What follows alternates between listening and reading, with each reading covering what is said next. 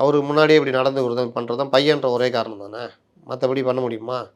அப்படின்றது தான் அவர் திருப்பி திருப்பி அதோடைய சாராம்சமாக பதிவு பண்ணுறாரு. இப்போவும் சொல்கிறேன், செயல் தலைவராக செயல்படுறதுன்னு சொன்னால் செயல்படு, ஃபுல்லாக சுற்றிட்டு வாங்க, பிரச்சாரத்துக்கு போங்க, இல்லை ஒரு உறுப்பினராக இருந்துட்டு போங்க. அதை விட்டுட்டு வேறு ஏதாவது பண்ணிங்கன்னா நான் பொதுக்குழு கூட்டு கூட தூக்க தயாராகிடுவேன்றார். அவரும் வாராசான்னு இறங்கிட்டார் போட்டியில். கட்சி வந்து இவர்கிட்ட தான் இருக்குது, அன்புமணிகிட்ட தான் இருக்குது. ஏன்னா பொதுவாகவே பார்த்தாலே இயல்பாகவே நாளைக்கு அன்புமணி கையில் தான் வரும், நம்ம எதுக்கு பகச்சிக்கணும்னு தான் எல்லாம் எதிர்பார்ப்பாங்க. அதனால் இது ரெண்டும் கட்டானா போய் நிற்கிது. இதில் பாஜக பற்றி சொல்கிறது, பிரதமர் மோடி கட்சியை பார்த்துக்கிறேன்னு சொன்னார்னு சொல்கிறது, இந்த விஷயங்கள்லாம் பார்க்கும்பொழுது அவர் என்டிஏ கூட்டணிக்குள்ளேயே போவானான்னு நினைக்கிறாரோ அப்படின்னு தோணுது. ஏன்னா திமுக அவரை கையில் எடுத்துட்டாங்கன்னு தொடர்ந்து நான் பதிவு பண்ணிட்டு வரேன்.